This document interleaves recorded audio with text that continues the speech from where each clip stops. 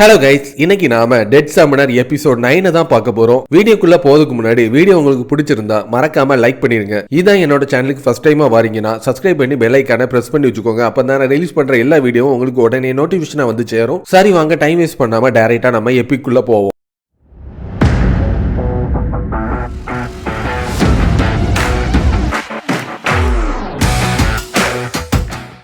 அவன் புதுசா சமன் பண்ண ஸ்கெலிட்டன் ஸ்வாட்ஸ்மேனுக்கு ஷியோஸ்வாய், அதாவது பெட்டின்னு சொல்லிட்டு பேர் வச்சுட்டு இருப்பான். அப்ப யாரும் அவன் பின்னாடி வந்து அவனை தாக்க வர்ற மாதிரி ஒரு சவுண்ட் கேட்டுட்டு இருக்கும். உடனே அவனோட வைல்ட் ஃபயரை பயன்படுத்தி இதை தாக்கிட்டு இருக்க பார்த்தா அந்த இடத்துல ஒரு ஸ்பைடர் மான்ஸ்டர் இருந்துட்டு இருக்கும். அவனோட வைல்ட் ஃபயரை ஏதோ அல்வா சாப்பிட்ட மாதிரி ஈஸியா அது முழுங்கிட்டு இருக்க. உடனே 3 ஸ்கெலிட்டன் மேஜை உருவாக்கி அதை தாக்குறதுக்கு அனுப்பிட்டு இருப்பான். ஆனா அதோட ஒரே அட்டாக்ல ஸ்கெலிட்டன் மேஜை தோக்கடிச்சது மட்டும் இல்லாம அந்த அட்டாக் டைரக்டா வந்து நம்ம ஹீரோவை தாக்க வந்துட்டு இருக்கும். அப்ப அவனோட ஷீல்டு ஸ்கெலிட்டனை பயன்படுத்தி அந்த பவரை தடுத்துட்டு இருப்பான். அவனோட பவர்ஃபுல்லான டீமை பயன்படுத்தி ஸ்பைடர் மான்ஸ்டர் தாக்குறதுக்கு கிட்ட போயிட்டு இருக்கும்போது அவனோட இன்சைட்டை பயன்படுத்தி பார்த்துட்டு இருப்பான். தேர்ட் லெவல்ல இருக்கிற பாஸ் அவன் நினைச்சதை விட ரொம்பவும் பவர்ஃபுல்லா இருக்குன்னு சொல்ற விஷயம் அவனுக்கு தெரிய வந்துட்டு இருக்கும். உடனே அதோட வெப் சில்கை பயன்படுத்தி அவனை கேப்சர் பண்ணதுக்கு தயாராயிட்டு இருக்கும். ஜஸ்ட் மிஸ்ல அதுல இருந்து டாச் பண்ணிட்டு ஐன்ஸோட பவரை பயன்படுத்தி தாக்கிட்டு இருக்கு. அப்போ ஒரு 3 பேரை அதிகமான இன்சைட் மான்ஸ்டர் சுத்தி வளைச்சி தாக்குறதுக்கு தயாராயிட்டு இருக்கும். ஒருத்தன் அவனோட ஃபயர்பாலை பயன்படுத்தி தாக்கிட்டு இருப்பான். உன்னோட ஃபயர்பாலை பயன்படுத்தி இந்த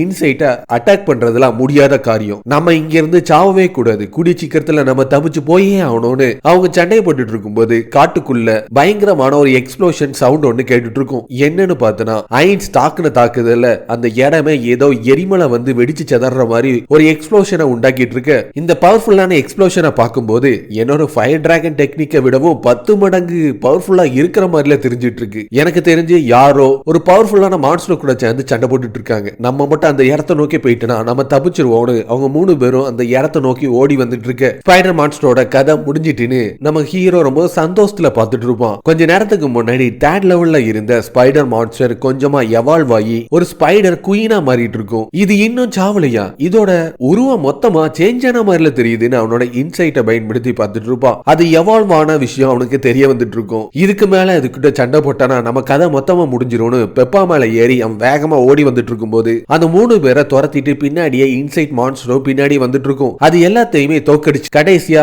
பாஸ் மான்ஸ்டரையும் அவனோட பெப்பாவை பயன்படுத்தி ஈஸியா தோக்கடிச்சிட்டு இருப்பான். பாஸ் மான்ஸ்டரை இவன் இவ்வளவு ஈஸியா தோக்கடிப்பான் நினைச்சு கூட பார்க்கலன்னு அவனுக்கு 3 பேரும் பார்த்து ஷாக் ஆயிட்டு இருக்க. அப்ப ஸ்பைடர் குயின் ஆக்ரோஷமா அவங்களை தாக்குறதுக்காக அந்த இடத்தை நோக்கி வந்துட்டு இருக்கும். எதுக்காக இன்னும் அங்கேயே நின்னுட்டு இருக்கீங்க, உடனே தப்பிச்சு ஓடுங்கன்னு சொன்னோட அவனுக்கு தலைதிரிக்கி அங்கிருந்து ஓடிட்டு இருக்கு. அவனோட ஸ்கெலிட்டன் காட்ஸையும் ஸ்கெலிட்டன் மேஜையும் பயன்படுத்தி ஸ்பைடர் குயினை தடுத்து நிறுத்ததுக்கு அனுப்பிட்டு இருப்பான். ஆனா அதோட பவர் ரொம்ப பவர்ஃபுல்லா இருக்கிறனால அது கிட்ட அவங்களால நிலைச்சு நிக்கவே முடியாது. எல்லாம் சல்லி சல்லியா நொறுங்கிட்டு இருக்கும். உடனே 3 மினி பெப்பா சைஸ்ல இருக்கிற வெர்ஷனை உருவாக்கி அதை பயன்படுத்தி அவங்க 4 பேரும் அங்க இருந்து தப்பிச்சு ஓடிட்டு இருப்பாங்க. கரெக்டா ஒரு சேஃபான ஒரு லொகேஷன் கிட்ட வந்துட்டு மரத்தடியில உட்கார்ந்துட்டு இருக்கும்போது அவன் தொடர்ச்சியா சண்டை போட்டு ஓடி வந்துட்டு இருக்கனால அவனுக்கு பசி எடுத்துட்டு இருக்கும். உடனே அவன் கிட்ட இருந்த ஒரு பிஸ்கட் எடுத்து சாப்பிட்டுட்டு இருக்கும்போது ஒரு பீச் ஃப்ரூட் அவன் கிட்ட வந்து விழுந்துட்டு இருக்கும். என்னன்னு பார்த்தனா தேர்ட் லெவல்ல இருக்கிற ஒரு கோல்டன் மங்கி அந்த இடத்தை நோக்கி வந்து அந்த பிஸ்கட் எனக்கும் தேவைப்படுது, உடனே அதை எனக்கு கொடுஞ்சோன்னு அவனும் அதை எடுத்து கொடுத்துட்டு இருப்பான். வேக வேகமா ஓசியில பிஸ்கட் கிடைச்சோன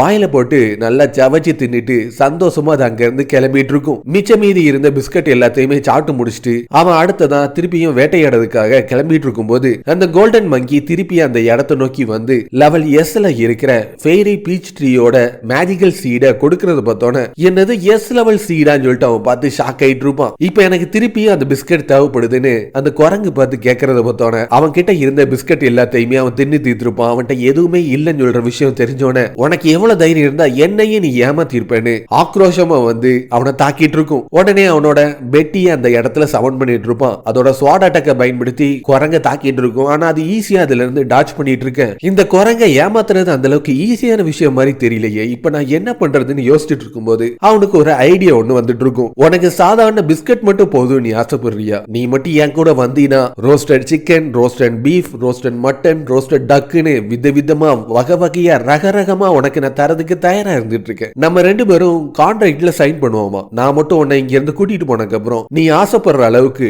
நல்ல டேஸ்டான ஃபுட்டையும் டேஸ்டான ட்ரிங்க்ஸையும் உனக்கு நான் தரதுக்கு தயாரா இருந்துட்டு இருக்கேன்னு கேட்டோன்னே அதுக்கும் வகை வகையா ரகரகமா விதவிதமா சாப்பிடணும்னு ஆசை வந்தோன்னே அவங்க 2 பேருமே அவங்களோட ரத்தத்தை அடிப்படை அடிப்படையில கான்ட்ராக்ட்ல சைன் பண்ணோன மாஸ்டர் சர்வன்ட் கான்ட்ராக்ட் சைன் ஆயிட்டு இருக்கும். இது மூலமா கோல்டன் மங்கி ஒரு பாஸ் லெவல் மான்ஸ்டரா மாறிட்டு இருக்க ஹியூமன். உண்மையிலேயே நீ எனக்கு இது எல்லாத்தையுமே வாங்கி தருவியா, நீ நம்ம ஏமாத்திர மாட்டீங்களேன்னு அது கேட்கறது பார்த்தோன்னே நீ எதை நினைச்சு கவலைப்படாது, நம்ம மட்டும் இங்க இருந்து வெளியே போயிட்டோம்னா நீ ஆசை தீர என்ஜாய் பண்ற அளவுக்கு உனக்கு நான் ஃபுட்டை வாங்கி தருவேன்னு உனக்கு நான் வாக்கு கொடுக்க. உனக்கு ஏதாச்சும் பேர் இருக்கான்னு சொல்லிட்டு கேட்டுட்டு இருப்போம். அதுக்கு எந்த ஒரு பேரும் இல்லைன்னு சொல்ற விஷயம் தெரிஞ்சோன்னே அதுக்கு கிரேட் சேஜ்னு சொல்லிட்டு பேர் வச்சுட்டு இருப்போம். அந்த கிரேட் சேஜ்னு சொல்ற பேரு அதுக்கு ரொம்பவும் பிடிச்சிட்டு இருக்கும். இப்ப என்னோட ஃப்ரெண்ட்ஸ் எல்லாரையுமே கண்டுபிடிச்சக்கு அப்புறம் நம்ம டைரக்டா வெளியே நோக்கி போவோம்னு அவங்க அங்க இருந்து பெப்பாவை பயன்படுத்தி கிளம்புறதுக்கு தயாராயிட்டு இருக்கும்போது கொஞ்சம் மான்ஸ்டர் இந்த இடத்துல இருந்துட்டு இருக்கு, நான் உனக்கு அந்த இடத்தை காட்டுறேன்னு அவங்க போற வழியில இருக்கிற பாஸ் லெவல் மான்ஸ்டர் எல்லாத்தையுமே தோக்கடிச்சது மூலமா அவனுக்கு லெவல் 29 இன்க்ரீஸ் ஆயிட்டு இருக்கும். கொஞ்சம் ஹியூமன்ஸ் அந்த இடத்துல இருக்கிற மாதிரி தெரியுதுன்னு சொன்னோன்னே அந்த டைரக்ஷன் நோக்கி வேகமா ஓடிட்டு இருப்பான். அவன் ஏற்கனவே காப்பாத்தின அந்த 3 பேர் மத்தவங்க கூட அந்த இடத்துல இருந்துட்டு இருக்கு.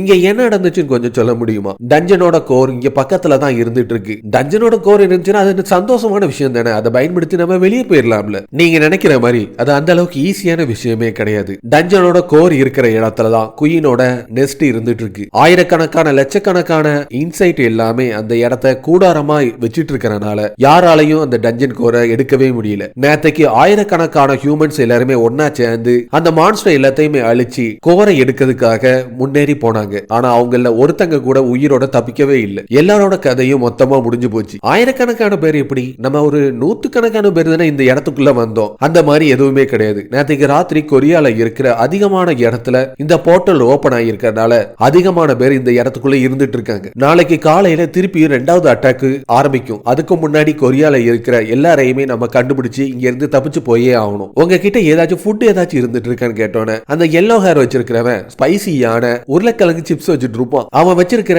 பீச் ஃப்ரூட்டை எக்ஸ்சேஞ்சா பயன்படுத்தி அந்த சிப்ஸை வாங்கி கிரேட் சேஜ் கொடுத்தோன்னே ஃபர்ஸ்ட் டைமா ஒரு காரசாரமான சிப்ஸை சாப்பிட்டனால கதரை விட்டு அது டேஸ்டா இருக்கிறத பட்டு திருப்பி திருப்பி கதறி கதறி அதை சாப்பிட்டுட்டு இருக்க.